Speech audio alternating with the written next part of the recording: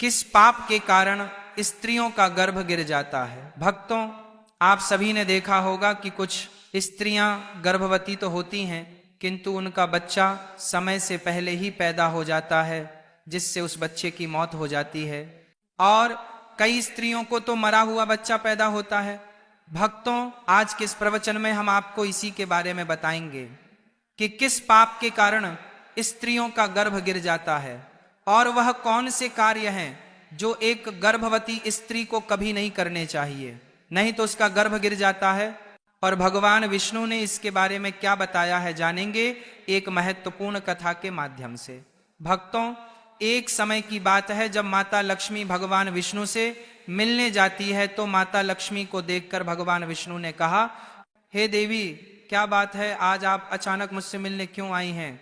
तब माता लक्ष्मी ने कहा, प्रभु, आज जब मैं पृथ्वी लोक पर भ्रमण कर रही थी तो मैंने देखा कि कुछ स्त्रियां गर्भवती तो होती हैं, किंतु समय से पहले ही उनका गर्भ गिर जाता है। प्रभु, इसे देखकर मेरे मन में दो प्रश्न उठ रहे हैं और आज मैं आपसे उन्हीं दोनों प्रश्नों का उत्तर पूछने के लिए आई हूं। तो भगवान विष्णु ने कहा, हे देवी, तुम्हारे मन में जो भी प्रश्न हैं मुझे निश्चिंत होकर बताओ, मैं तुम्हारे दोनों प्रश्नों के उत्तर अवश्य ही दूंगा। तो माता लक्ष्मी ने कहा, प्रभु, मेरा पहला प्रश्न यह है कि किस पाप के कारण स्त्रियों का गर्भ गिर जाता है और उस स्त्री के बच्चे की मृत्यु हो जाती है। और मेरा दूसरा प्रश्न यह है कि कौन सी स्त्री के भाग्य में पुत्र की प्राप्ति नहीं होती है और वो पूरा जीवन निसंतान रहती है। तो भगवान विष्णु मुस्कुराते हुए बोले, हे देवी, आज आपने इन प्रश्नों का उत्तर पूछकर संपूर्ण मानव जाति का कल्याण कर दिया है, किंतु इस प्रश्नों का उत्तर मैं आपको एक कथा के माध्यम से दूंगा और इस कथा को सभी स्त्रियों तथा सभी पुरुषों को अवश्य ही सुनना चाहिए, क्योंकि इस कथा को सुनकर आपको पता चल जाएगा कि किस श्राप के कारण स्त्रियों का गर्भ गिर जाता है तथा वो कौन सी स्त्री है जिसके भाग्य में पुत्र की प्राप्ति नहीं होती है और पुत्र की प्राप्ति के लिए उसे क्या करना चाहिए। तो माता लक्ष्मी ने भगवान विष्णु से कहा, आप कथा सुनाइए प्रभु, मैं कथा को पूरा मन लगाकर अंत तक सुनूंगी। तो कथा को सुनाते हुए भगवान विष्णु ने कहा, एक समय की बात है जब एक नगर में एक बहुत अधिक धनवान सेठ रहता था। वह इतना अधिक धनवान था कि उसके घर में किसी चीज की कोई कमी नहीं थी। उस सेठ की एक पुत्री थी जिसका नाम रूपवती था। रूपवती विवाह करने के योग्य हो गई थी। फिर उस सेठ ने सही मुहूर्त देखकर अपनी पुत्री रूपवती का विवाह उसी नगर के समीप एक दूसरे गांव में वैश्य के पुत्र के साथ कर दिया। फिर विवाह के बाद सेठ की पुत्री रूपवती अपने पति के घर में रहने लगती है। वह अपने पति के घर में हंसी खुशी से रहने लगती है और अपने पति से बहुत अधिक प्रेम करने लगती है। रूपवती की सास का नाम सुनंदा था। सुनंदा बहुत ही दुष्ट स्वभाव की थी। रूपवती अपने घर से दहेज में बहुत सारा सोना चांदी लाई थी, इसलिए सुनंदा अपनी बहू रूपवती का झूठ मूठ का सम्मान करती थी और हमेशा उससे मीठी मीठी बातें करती रहती थी और रूपवती से अपने मायके से कुछ न कुछ लाने को कहा करती थी। रूपवती अपनी सास की बात मानकर अपने पिता से कहकर वह सोना चांदी, घोड़े, गाय, बैल, अनाज आदि चीजें मंगवाया करती थी और उसके पिता भी मना नहीं करते थे और सभी सामान दे देते थे, जिसके कारण रूपवती की सास उससे बहुत खुश रहती थी। फिर इस तरह रूपवती की सास का लालच दिन प्रतिदिन बढ़ता जा रहा था और रूपवती के मायके का सब कुछ हड़पना चाहती थी। क्योंकि उस सेठ का कोई पुत्र नहीं था, इसीलिए सारा कुछ रूपवती का ही था। फिर इस तरह काफी दिन तक चलता रहा और उसकी सास उसे अपनी बातों में बहला फुसला कर उसके मायके से साड़ी सामान मंगा लिया करती थी। लेकिन भोली भाली रूपवती इस बात से अनजान थी कि उसकी सास उसके पिता का सारा कुछ हड़पना चाहती है और रूपवती का पति संजय भी अपने माँ की ही बात मानता था। इसीलिए उसके घर में रूपवती की सास जो कहती थी वही होता था। उसके घर में सारा काम उसकी माँ के कहने से ही होता था और रूपवती का पति संजय दोनों ही सुनंदा का कहना मानते थे। इसीलिए उनके घर में कभी भी क्लेश नहीं होता था और सब खुशी पूर्वक रहते थे। इस तरह कुछ साल बीतने के बाद रूपवती गर्भवती हो गई। जब उसकी सास को इस बात का पता चला तो वह बहुत खुश हो गई उसने तुरंत ही रूपवती के माता पिता को इस बात की सूचना दी और साथ में बड़ी बड़ी वस्तुओं की मांग की। जब रूपवती के पिता ने इस बात को सुना तो वह भी बहुत अधिक प्रसन्न हुए और फिर अगले ही दिन वह मिठाई तथा सोने, कंगन और सोने की माला लेकर रूपवती के ससुराल पहुंच गए। रूपवती अपने पिता को देखकर बहुत खुश हुई। फिर कुछ समय रूपवती के ससुराल में रुककर उसके पिता अपने घर लौट आए।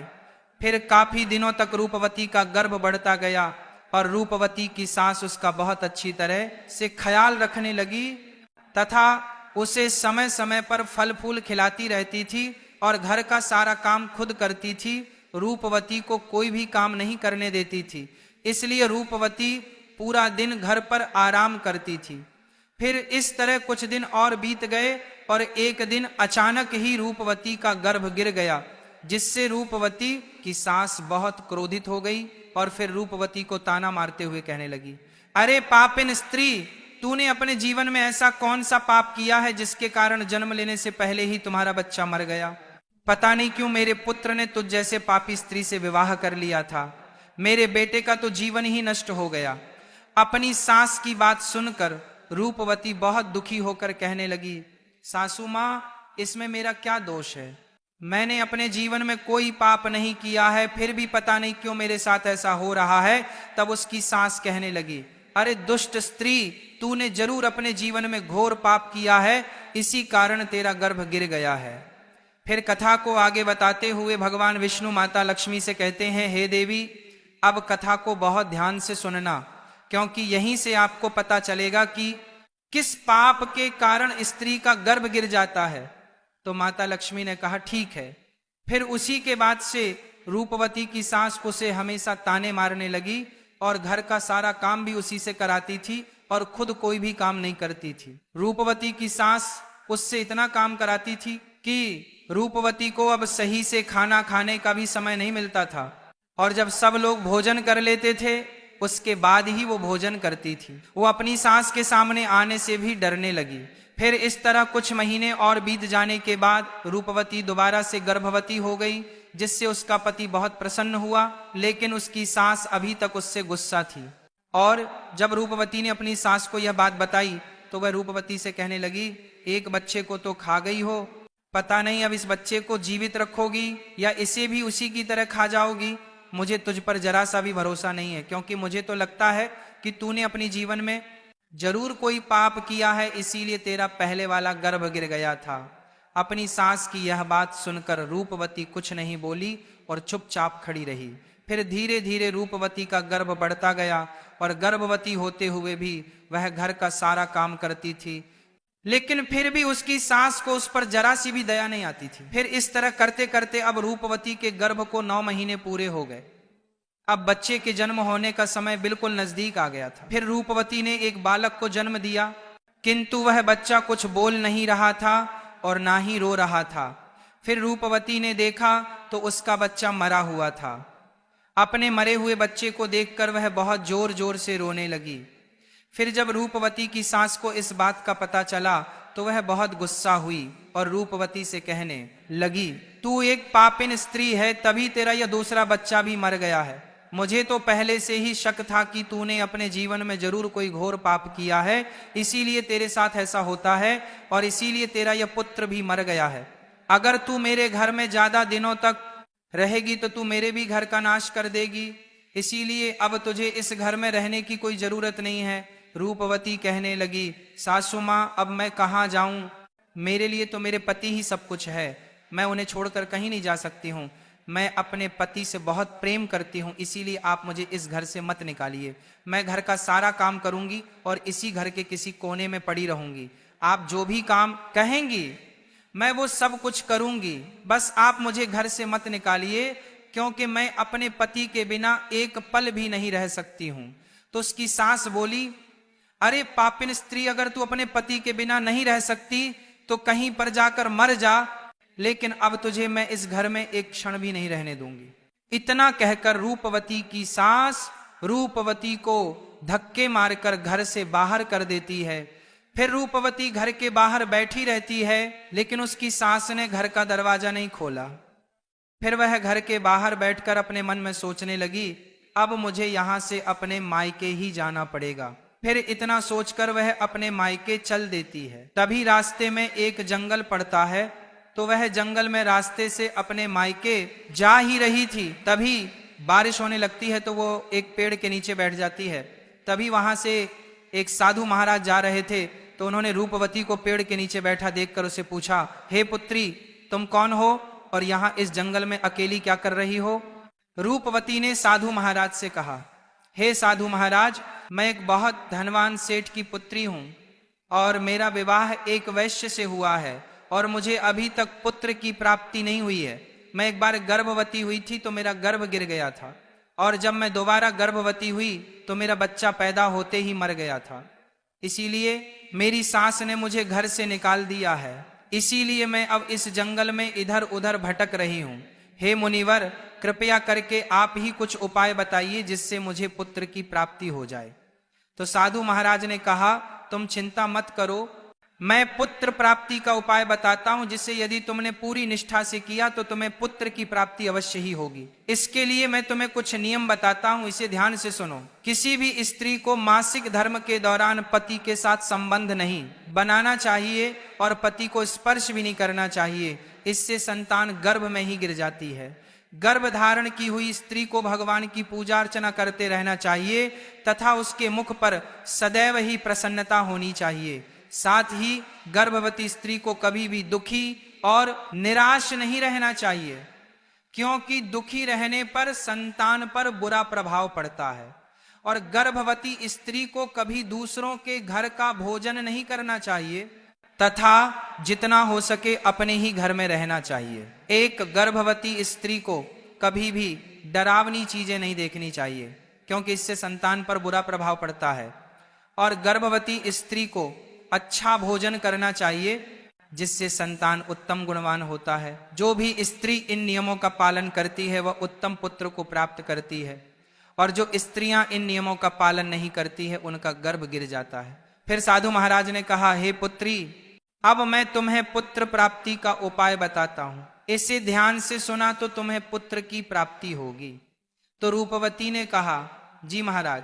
तो साधु महाराज ने कहा, किसी भी स्त्री को पुत्र प्राप्ति के लिए मासिक धर्म के प्रथम 4 दिनों में पति पत्नी का मिलन नहीं करना चाहिए, क्योंकि ऐसा करने से दुराचारी पुत्र होता है, और 5वीं रात्रि में मिलन करने से पुत्री की प्राप्ति होती है, तथा 6ठी रात्रि में मिलन करने से पुत्र रत्न की प्राप्ति होती है, 7वीं रात्रि में मिलन करने से बंध्या पुत्री होती है, तथा 8वीं रात्रि में मिलन करने से बलशाली पुत्र की प्राप्ति होती है, 9वीं रात्रि में मिलन करने से सुंदर कन्या की प्राप्ति होती है, तथा 10वीं रात्रि में मिलन करने से विद्वान और अति श्रेष्ठ पुत्र की प्राप्ति होती है, 11वीं रात्रि में मिलन करने से सुंदर आचरण वाली कन्या प्राप्त होती है, 12वीं रात्रि में मिलन करने से गुणवान पुत्र होता है, 13वीं रात्रि में मिलन करने से लक्ष्मी स्वरूपा पुत्री होती है, और 14वीं रात्रि में मिलन करने से गुणवान, बुद्धिमान तथा बलवान पुत्र होता है। इसीलिए यदि तुम इन नियमों का पालन करो तो तुम्हें उत्तम पुत्र की प्राप्ति होगी। इतना कहकर वह साधु महाराज वहां से चले जाते हैं।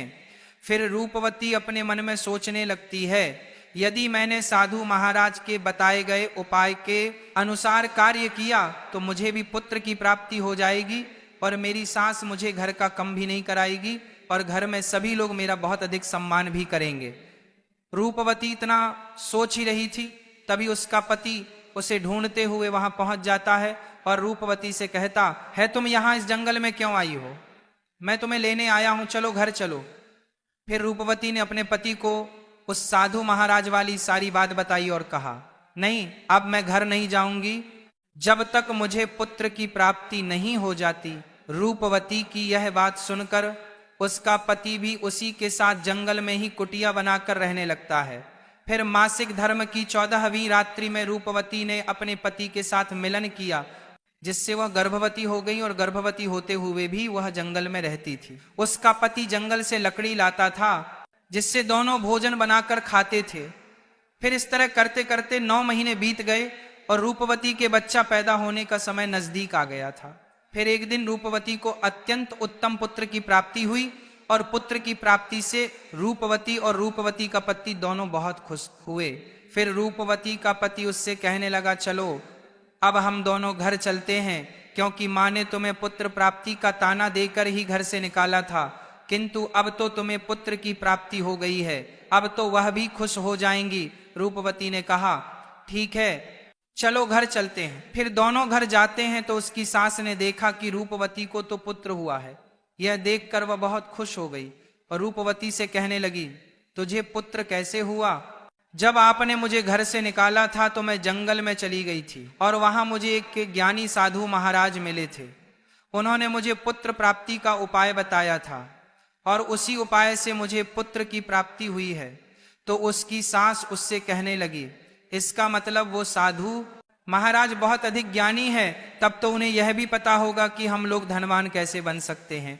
इसीलिए अब मैं जंगल जाऊंगी और उनसे धनवान बनने का उपाय पूछ कर आऊंगी।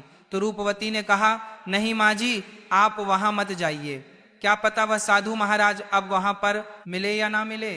तो उसकी सास ने कहा, नहीं मैं तो जाऊंगी और उनसे धनवान बनने का उपाय पूछ कर आऊंगी। इतना कहकर उसकी सास उसी जंगल में पहुंच जाती है। तभी उसे एक शेर दिखाई देता है, तो शेर को देखकर डर जाती है। तभी शेर उसे खाने के लिए आगे बढ़ता है। जैसे ही शेर उसे खाने के लिए आगे बढ़ा तो रूपवती की सास ने उससे कहा, हे सिंहराज, तुम मुझे क्यों खाना चाहते हो? तुम्हें मुझे खाकर क्या मिलेगा? तो शेर बोला, हे पापिन स्त्री, तू बहुत दुष्ट स्वभाव की है, इसलिए मैं तुझे खा जाऊंगा। इतना कहकर शेर उसे खा जाता है। फिर उसकी मौत हो जाती है और यम के 2 दूत आते हैं और उसे यमलोक ले जाकर यमराज जी के सामने खड़ा कर देते हैं। तभी चित्रगुप्त ने उस स्त्री के जीवन का लेखा जोखा देखा और उसके जीवन का लेखा जोखा देखकर कहने लगे, हे धर्मराज, इस स्त्री ने तो अपने जीवन में घोर पाप किए हैं। यह स्त्री अपनी बहू रानी पर बहुत अत्याचार करती थी। उसके गर्भवती होते हुए भी घर का सारा काम उसी से कराती थी। और तो और जब उसकी बहू के पुत्र की मृत्यु हो गई थी तो इसने उसे धक्के मारकर अपने घर से निकाल दिया था। चित्रगुप्त की ये बातें सुनकर यमराज को उस स्त्री पर बहुत क्रोध आया और उन्होंने दूतों से कहा, इसे नरक लोक में डाल दो। मित्रों, फिर कथा को आगे बढ़ाते हुए भगवान विष्णु माता लक्ष्मी से कहते हैं, हे देवी, इस प्रकार उसकी सास को उसके किए की सजा मिल गई और रूपवती ने गर्भ धारण के नियमों का पालन किया, जिससे उसे उत्तम संतान की प्राप्ति हुई। इसी तरह कोई भी स्त्री यदि उस साधु द्वारा बताई गई बातों के अनुसार कार्य करेगी तो उसे भी पुत्र की प्राप्ति अवश्य होगी। तो माता लक्ष्मी ने कहा, प्रभु, वह कौन सी स्त्रियां हैं जिनके भाग्य में पुत्र की प्राप्ति नहीं होती है, और वह अपने जीवन में ऐसा कौन सा पाप करती हैं जिसके कारण उन्हें पुत्र की प्राप्ति नहीं होती है? और पुत्र प्राप्ति के लिए उन स्त्रियों को क्या करना चाहिए? तो भगवान विष्णु ने कहा, ये वो स्त्रियां हैं जो अपने पति से हमेशा लड़ाई झगड़ा करती रहती हैं और घर में सारा काम अपनी ही मनमानी से करती हैं तथा अपने पति का आदर सम्मान नहीं करती हैं।